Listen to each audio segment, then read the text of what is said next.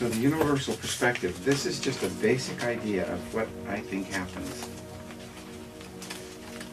How the universe flows through you and back into the universe again.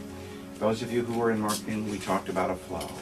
And it's a flow, you can say it's a flow through God and back to you again. It's a flow through the universe. It's a flow through your higher self. It's a flow through higher consciousness. It's a flow through more than you are and coming back to you again. So your growth is in here, in the universe, in this space up here. That's your potential. And you are the self. And you have to learn to be, you can learn to be in the flow so that you are dipping into a higher consciousness, a higher you. There's a more knowledgeable you. I call it the, I forgot now, but it's a place where it's more than you even know about yourself. It's a higher self.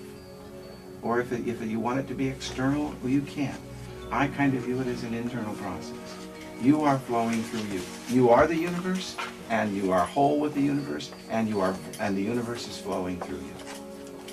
And as you allow that flow to happen, this is called the universal flow. Okay? And if you flow completely without any resistance, then you'll be in harmony with the universe. It won't mean you'll know everything, but you'll be in harmony with the flow of the universe. So it's like this. Here comes the universe to me. If the universe flows, I don't flow through the universe. I don't flow through the universe. The universe flows through me. So here it comes. Higher knowledge, higher wisdom, greater expansion. And as I stay open to it, it comes into me, in which I grow my consciousness and I feel the energy and I get hyped and excited and then I let it go back. I don't hold on to it. That's the letting go we have to do. So that the universe keeps coming back around and it flows through me like this. If you think of it as a force or an energy source, then the energy source just continues. I become a part of this huge energy source. But if I block it here and say, I'm not aware, I'm going to close down, I'm going to go into denial, I'm going to go, bleh, that's going to hurt. You're going to feel that in your body and in your emotions. You're going to feel that pain of resistance. Now you've blocked it. Or if you try to hold on to it here and not let it out, then again, you're stopping up this flow, and you can stop it up in two places. Here where you let it in, and here where you let it out. So you go from this to this. So you see, you're not moving through the universe. From my perspective, you're allowing the universe to fill you up. And you then are the manifestation of the universe. In other words, you're the one that turns energy into manifestation. What happens? You turn it into therapy. You turn it into your bodies. You turn it into your personality. You turn it into your life. You do the manifesting. The universe uses you to manifest reality. Can't manifest reality on its own. It needs you. So you're the vessel through which you flow the manifestation of reality. The being you really want to be. And on earth, the way you really want to feel. Questions?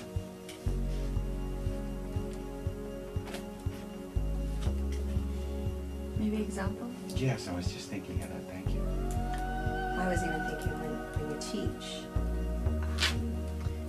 if you hold the openness as the classroom is your universe, which is a greater universe, of course, much larger, but the classroom being part of your universe, if you, whether students are resistant or pulled away or angry or excited, that all of that is part of, now it's, I hold a neutral stance, that all of that's okay, right?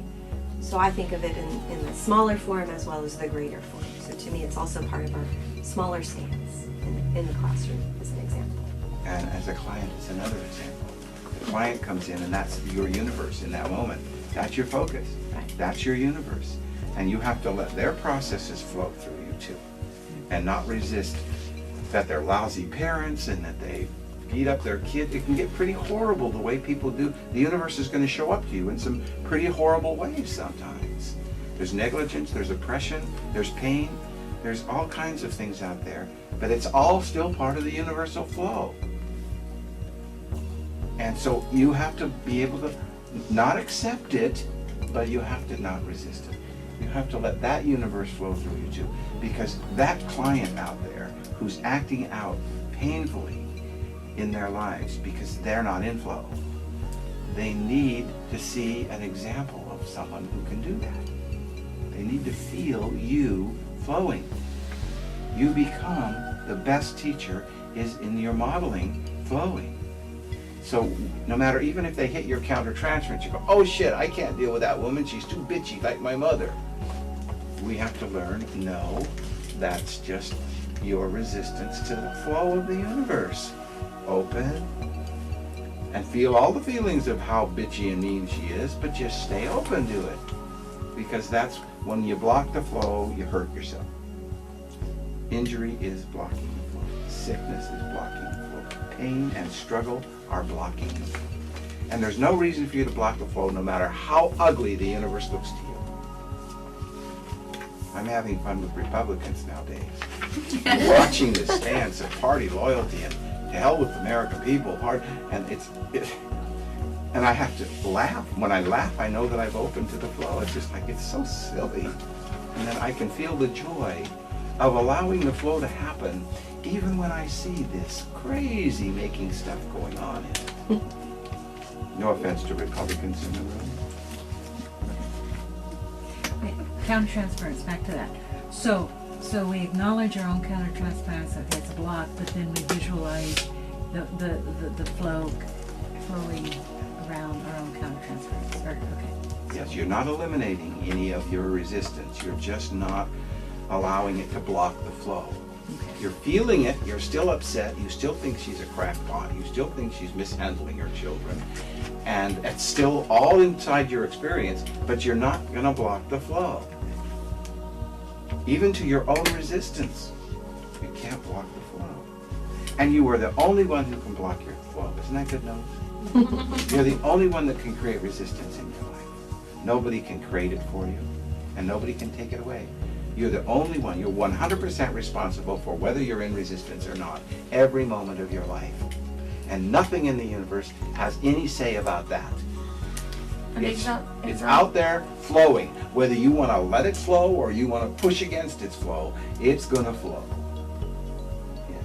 And the example of resistance would be Blocking not the working, flow. not working with. Yeah, saying, that's ugly, I don't want to look at that. Getting scared. It's bad, or Shrinking, taking Judgment. it personally, some kind of judgment, criticism. I mean, I just, somatically, I just feel going, ugh. I feel this wanting to retreat, wanting to run, running to hide. So I know I'm blocking flow at that point. I'm not allowing the other person who's demonstrating some kind of pain to create a new experience with her pain. And so if I stay in this open place, I'm much more connected to my creative ability in flow with the universe to be objective and acknowledge the pain and think, let's try this. Versus, oh, I don't want to hear it, I don't want to see it, or, oh, that reminds me of my mom, or God, I've been there, 1,000 times, I don't want to do this. So it's not allowing that block, or knowing where the blocks to come in, and just go, oh, that's right, there's where I block it. Okay, I can stay open enough that I don't have to allow myself to get tripped up by that, just stay present. So we're not talking about action, we're talking about attitude. So like if you have a parent who you think is, if you have one couple yelling at the other couple in your room and you're open to the flow, it means in your attitude, this is all okay, this is all part of the universe flowing. Now you take action from there and you say, could I stop you for a minute? Mary instead of blaming your husband right now? Could you? Bob instead of do. So we're going to take action, but we're not going to take action from a blocked flow. Like, this is bad. Would you two? What's wrong with you two? Look what you're doing. That's a blocked flow action. An open flow action is all of this makes sense to me. This, and I'm not going to resist them. And so I'm going to take an action from open flow. Now we'll step up and fiddle. Right now we're just talking attitude here, not action.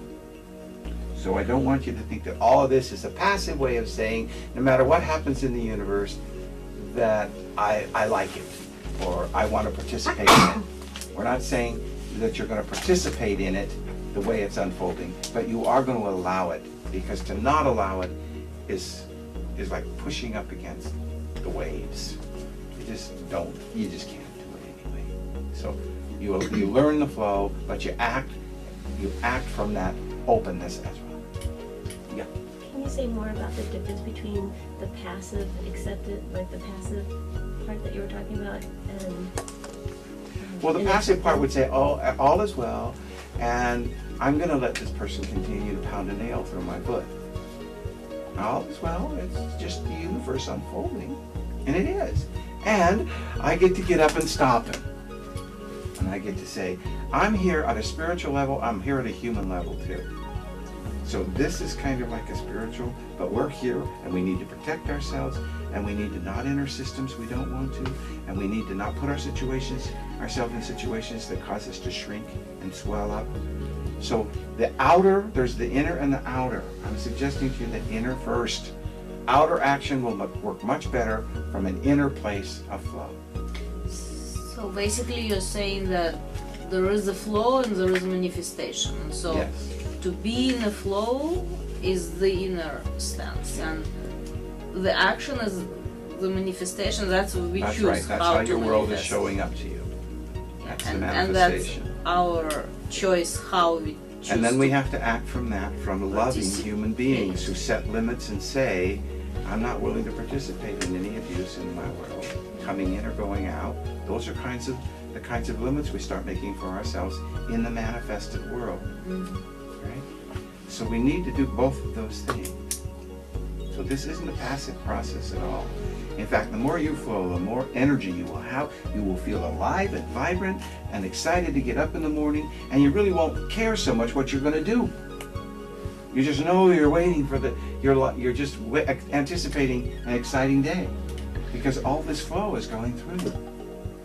And now your challenge is to not lose that as you go through your day, not cut yourself off from the flow.